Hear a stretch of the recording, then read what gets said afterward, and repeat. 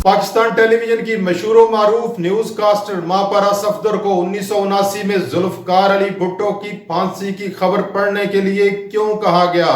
फिर 1988 में उन्हें जनरल ज़िया के तैयारे के हादसे की खबर पढ़ने से क्यों रोक दिया गया?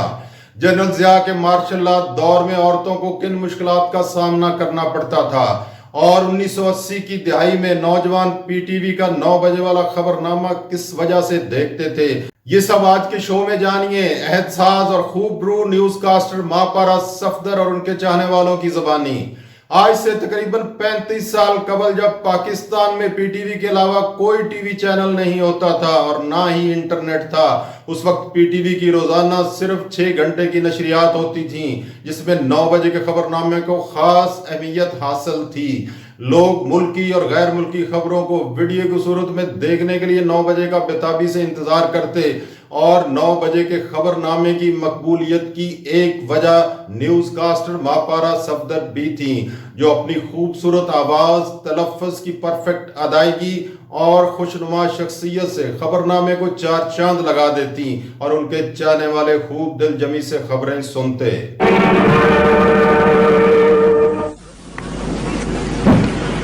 बिस्मिल्लाहिर्रहमानिर्रहीम। अस्सलाम वालेकुम। पाकिस्तान के न्यारी वक्त के मुताबिक रात के 9 बज चुके हैं। पहले आम खबरों का खुलासा। वजीर आजम जनाब मोहम्मद खान जुनेजो ने कहा है कि भारत के एटमी आबदोजें हासिल करने से इलाके में ताकत में अदम तवाजुन बढ़ गया है। पाकिस्तान ने कहा है कि वो अफगानिस्तान में अमन कायम करने के लिए वहां वसीतर उबूरी हुकूमत का कयाम लाजमी समझता है। आज शाम सेनेट ने हुकूमत की तहरीक पर मुल्क की दाखिली सूरत हाल पर बहस की।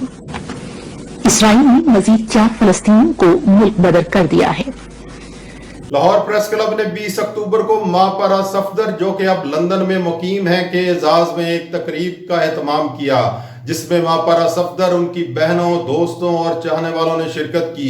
मापारा ने बताया कि उनके कैरियर के शुरू में ही जब 1979 में उन्हें साबिक वजीर आजम जुल्फकार अली भुट्टो की फांसी की खबर पढ़ने को कहा गया तो वो उनके लिए इंतहाई तकलीफ दे और मुश्किल लम्हा था। और फिर जब 1988 में जनरल ज़िया के तैयारे को हादसा पेश आया तो उसकी खबर पढ़ने के लिए उन्हें किस वजह से मना कर दिया गया और ये खबर न्यूज कास्टर अजहर लोधी को पढ़ने के लिए क्यों कहा गया? मापारा को अपने कैरियर के दौरान किन मुश्किलात का सामना करना पड़ा? सरगोदा में मापारा के बाप को किस बात पर ताने मिलते थे? जनरल ज़िया के मार्शल लॉ दौर की तलखियां और मुश्किलात क्या थी? मापारा को लोग कितना चाहते थे? लाहौर प्रेस क्लब में होने वाली तकरीब के दौरान मापारा ने ये सारी तफसीलात बताई। उन्होंने ये भी बताया कि बीबीसी में किस तरह उन्होंने अपनी सलाहियतों का लोहा मनवाया। मापारा की बहनों और उनके परस्तारों ने भी उनके बारे में अपने तासरात का इजहार किया। इसके अलावा मापारा ने अपनी आप बीती मेरा ज़माना मेरी कहानी का भी जिक्र किया और उसमें भी उन वाक़यात को कलमबंद किया है। आइए सुनते हैं मापारा सफदर, उनकी बहनें और उनके चाहने वाले क्या कह रहे हैं। मेरे ताल्लुक सरकारी नशरियाती इदारों से था, यानी रेडियो और टेलीविजन, जो दिन रात हुकूमत वक्त की मदद सराय के सिवा और कर भी क्या सकते थे। लोग रोशन सुबह को तारीख शाम में ढलते हुए देख रहे थे, मगर बेबसी की दास्तान बने नजर आते। जमहूरियत के ख्वाब देखने वाले या तो फौजी जनता के हाथों कोड़े खा रहे होते थे या फिर अकूबत खानों में डाल दिए जाते थे। शहर लाहौर का शहीद मीनार बहुत सी ऐसी चीज़ों का गवाह है। तो ये बार मुझे बहुत से लोग, क्योंकि ये मैंने इसलिए सुनाया पहले कि सोशल मीडिया पर अक्सर लोग लिखते हैं, अब आप क्या कह रहे हैं? आप तो खुद एक जनरल की मदद सराय किया करती थी टीवी पे बैठ के। तो मैंने कहा कि मैं इन सब बातों का आपको जवाब दे दूँ कि कुछ ऐसी थी नौकरी मुलाजमत करना तो आपकी मजबूरी थी। मैंने अक्सर लिखती हूँ कि 9 करोड़ आवाम आखिर कहाँ जाते निकल के उस माशाअल्लाह दौर से। लेकिन आप ये देखिए कि उस माशाअल्लाह दौर में मतलब 79 4 अप्रैल 79 को जब भुट्टो को फांसी हुई है तो मुझे बार बार ये फोन आए कि आप भुट्टो साहब की फांसी की खबर पढ़ रही हैं, रो तो नहीं पड़ेगी ना? तो बहरहाल मैंने कहा जी नहीं। हालांकि मैं उस वक्त बिल्कुल नहीं, मुझे खबरनामा पढ़ते रहे, 1 या 1.5 साल हुआ था बस। तो उन्होंने ये मना नहीं किया कि आप एक खातून, नहीं हम आपसे नहीं पढ़वाएंगे, ये फांसी की खबर है, ये नहीं कहा। लेकिन 88 में जब जनरल ज़िया का हादसा पेश आया, खबरनामे में मेरी और अजहर लोधी की ड्यूटी थी। मैं तैयार होकर जब ऊपर पहुंची तो मुझे हमारे जो सीनियर एडिटर्स था वो एक तरफ कोने में ले गए और उन्होंने फरमाया कि आज आप नहीं पढ़ेंगे खबर, आज आप सिर्फ अजहर लोधी पढ़ेंगे। तो आप ये देखिए कि 10 साल में किस तरह से इस्लामाइज कर दिया था उस मुआशरे को।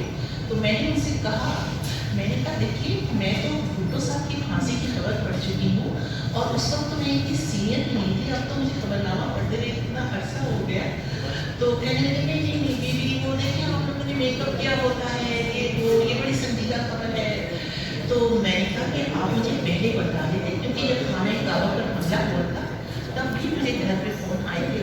लेकिन आज बहुत सादा लिबास पहनिएगा, आज कौम बहुत बुरी तरह से सोग में है, खाने काबा पर हमला हो गया। तो हम लोगों ने बिल्कुल सादे कपड़े तकरीबन स्याही सब चीज़ें वो पहन लिए थे और मेकअप भी नहीं करवाया था बिल्कुल। तो मैंने कहा मुझे पहले से बता देते, तो मैंने लेकिन असल में खातून से खबरें नहीं पढ़वानी थी। ये 10 साल में कि मुआशरा इस कदर पीछे चला गया था 79 के मुकाबले में 88 तक। तो ये सब इस किताब में है।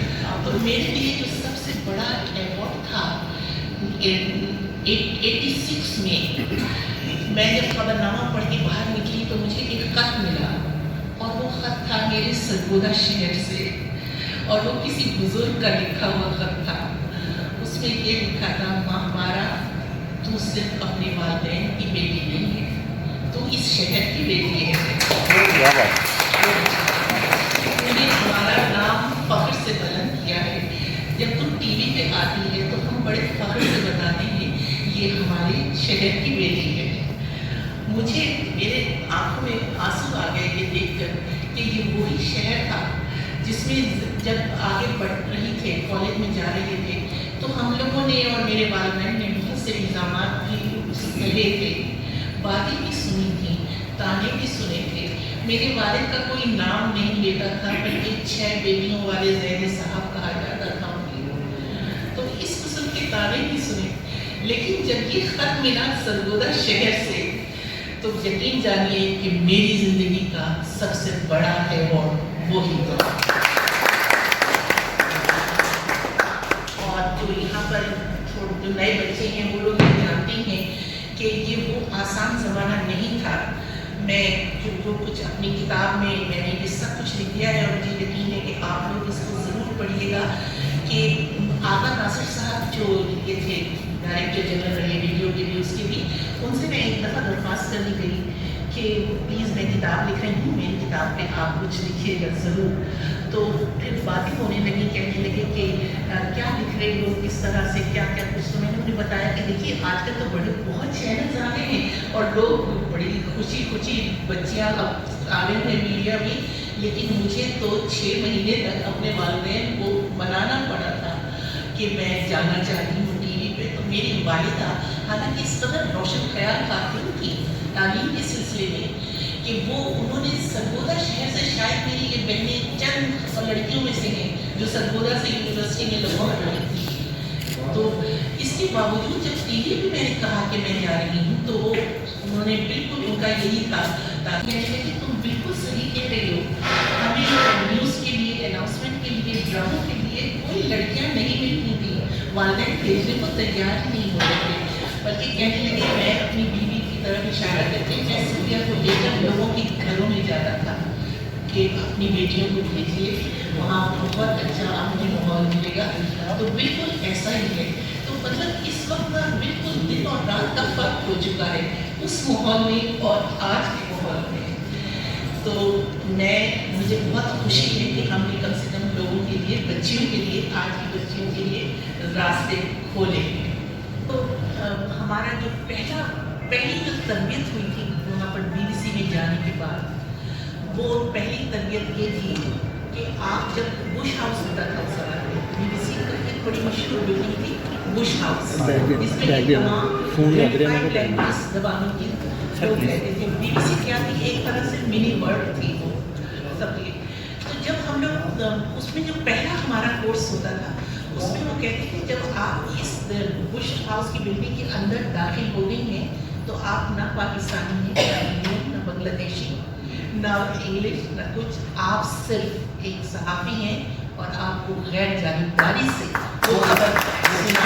جب میں اس کی کوئی تعریف کروں گی تو آپ لوگ کہیں گے کہ اپنے دنیا میں ڈوب بن گئے ہیں، لیکن ہمیں فخر ہے۔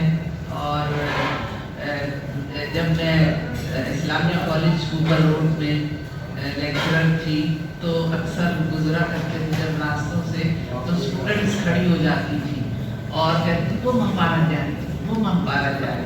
پھر میں نے لڑکیوں کو بلایا اور میں نے ان سے کہا میں ممپارا نہیں ہوں، آپ کیوں مجھے ممپارا کہہ رہی ہیں؟ میڈم آپ کی بہن آتی ہے۔ میں نے کہا بہن آتی ہے، بہت چھوٹی ہے، لیکن آپ مجھے ممپارا صفدر کیوں کہہ رہے ہیں؟ تو پھر خیر کافی ایک دو تو شرمندہ بھی ہو جایا کرتے ہیں، لیکن بہرحال ہم نے تو بہرحال کیونکہ میں تو بہن تھی تو مجھے اس چیز پر ناز بھی ہوتا تھا، مجھے فخر بھی تھا، لیکن کہنے کو تو بہت کچھ ہے، میں اتنا کہوں گا کہ آپ سراپا ایک خبر ہے۔ Thank you. پہلے تو میں تاریخی تصحیح کروں، یہ کہ خالد صاحب اور میری تاریخ پیدائش ہوئی ہے۔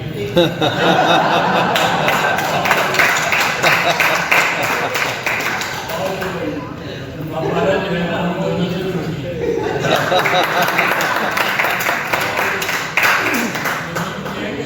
یہ تو میری کلاس کا بھی ہے ایک طرح سے، تو ایک وقت میں یونیورسٹی میں تھے لیکن ہمارا سبجیکٹ مختلف تھا، کیمپس مختلف تھا، لیکن ہم اس طرح سے کہہ سکتے ہیں ہم سکتے ہیں وجہ ایک ہی سیشن میں جائے کلاس میں بھی ہوئے نا، ہم ایک سبجیکٹ مختلف ہوتا ہے۔ تو یہ ہے کہ خالد صاحب کی طرح میرے بھی درمیان میں کچھ سیاسی معاملات کی وجہ سے درمیان میں وہ وقفے آئے، تو اس وقت انہوں نے اس لیے جلدی کر دیا۔ اور فراموری صاحب نے کہا کہ ہم چھوٹے تھے تو وہ اب بھی جو ہے ویسے کی جیسی ہیں، اس کی وجہ جو ہے وہ یہ ہے کہ ان میں سب بالکل نہیں ہے، ہم کسی اور کے اتنے ہم سب تھے، دوسرے تھے، خواتین تھیں جو اب میں نام نہیں لے رہے تو مطلب ہے کہ یہ اگر سب سے اوپر ایک یا دو میں تھی، جو سب سے نیچے والی تھی سبال فیصل، ان کو تو سول ایوارڈ مل گئے، مجھے حیرت بھی کہ نہیں ملے۔ اب آپ خود بھی کمپیئر کر لیں سبال فیصل اور ماپارا شبد میں کیا فرق ہے۔ دوسرے میں یہ چاہ رہا تھا کہ یہ اتنا ہی عرصہ جتنا ریڈیو اور پاکستان ٹیلی ویژن کا ہے اتنا ہی ان کا بی بی سی کا ہے۔ وہ جو بی بی سی کا سب سے زیادہ سنا جانے والا پروگرام سیر بھی جو ہے، یہ لکھتے بھی رہیں، بولتے بھی رہیں، ریسرچ بھی کرتے رہیں،